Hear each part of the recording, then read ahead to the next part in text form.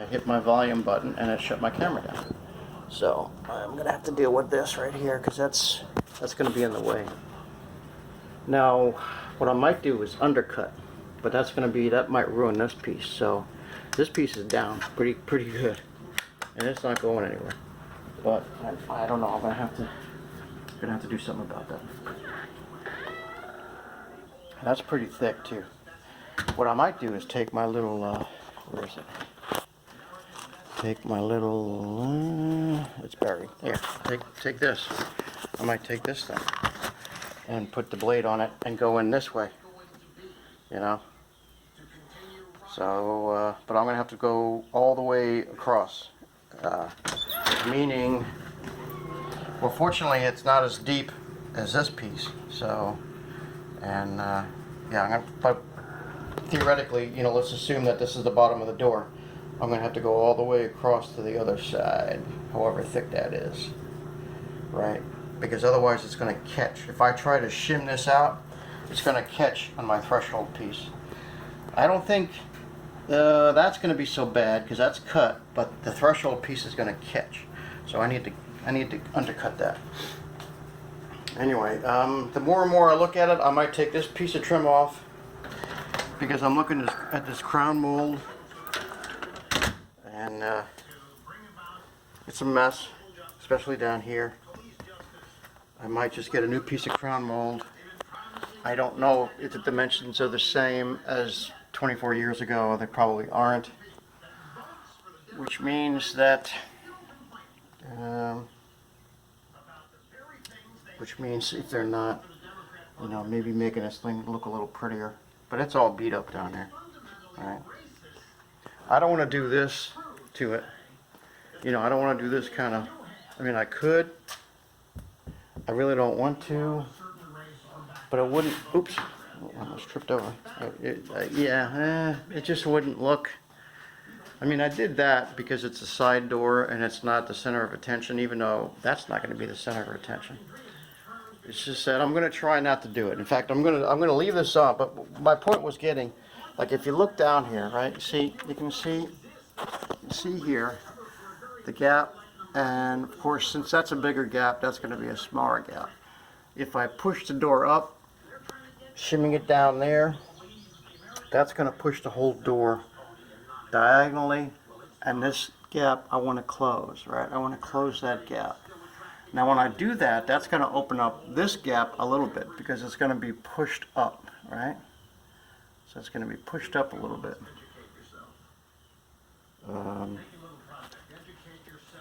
Which is a good thing, but I'm just wondering. Let's check. Let's check it right now. Let's check the plumb on this thing. Let's look at the plumb. Alright, let's look at the plumb. Come on, camera, focus. There we go. Plumb is a little bit off, right? Come on. Focus, camera. I'm doing this with my left hand, so. Let's see. Yeah, it's not perfectly plumb.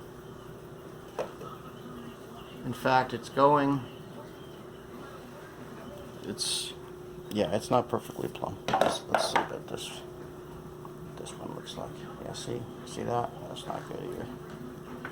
So that's, the whole door is what I'm going to call cattywampus. It's all cattywampus. So they probably did the best they could. But look at this. I'm trying not to hit my daggone volume button because if I hit my volume button, it'll stop the. I mean, can you see that? So that's pretty far off. Given that this is not the best, let's try the other side of this. Yeah, let's see. This whole thing. I mean, look, I can rock my level on here. You know, I can just rock my level. So I think it almost looks like it bows out. Sorry, where's my camera? Okay. It almost looks like it bows out, you know? So what I'm trying to say after all this stuff is the door is fugly. It ain't pretty. It ain't a pretty door. So I might take this off. I might have to take it off just to shim. Now I'm going to already assume that this side is going to be pretty much like this side, because that's how the garage door was. When these guys framed this door, when the carpenter framers came in, they left an opening, but they didn't leave a whole lot of room for error. So that could be a good or a bad thing. I don't know, but in my case, it's not a good thing because this door is so cattywampus. So I'm going to predict that maybe one of the next videos you might see is this come off, and I don't think I'm going to have to take the top off, but who knows, because you don't shim the top. You shim the hinge side, and then you shim the jamb side, but you shim the hinge side first. And I don't see any shims in there. If there are, they're pretty thin. So anyway, that's the story. See, I'm gonna take a break. I know it's 2:32. I'm gonna make a smoothie because I haven't had a smoothie. I didn't have one yesterday. I try to have one every other day. So today's my smoothie day. But look, I mean, you can even see that angle at the top versus that angle right there. I mean, it just sticks out like a sore thumb. Does it matter? Yeah, no, don't matter. But I mean, this seal is not a perfect seal either. You can see light. I don't know if you can see it in there now. Yeah, you can down here. But see, if I open it, even with the latch engaged, you can still see a sliver of light in there. So is it perfect? No. I mean, I could put my pinky in. Look at that. That's just not right. So I don't know what it's gonna look like after I'm done. I don't know how good this is gonna do. This might be all for a waste of time, and because I might just get to the point where, hey, it's gonna be good enough. That's where the installers of this door may have said, yeah, that's good enough. But I mean, you can just look. Let's see if we can get a. Oops, break my level.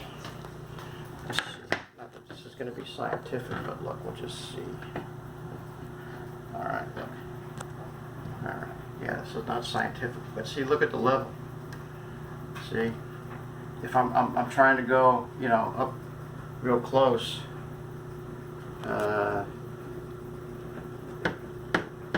Yeah, I can't do it with one hand, but look, I mean, it's just all focaccia.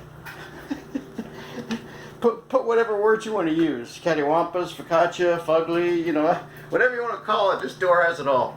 So, alright, I'll leave you with, am I still doing my laundry? Oh, I got 2 minutes, and it's warm, so that's a good thing. Alright, I'll leave you with that shot right there. More to come.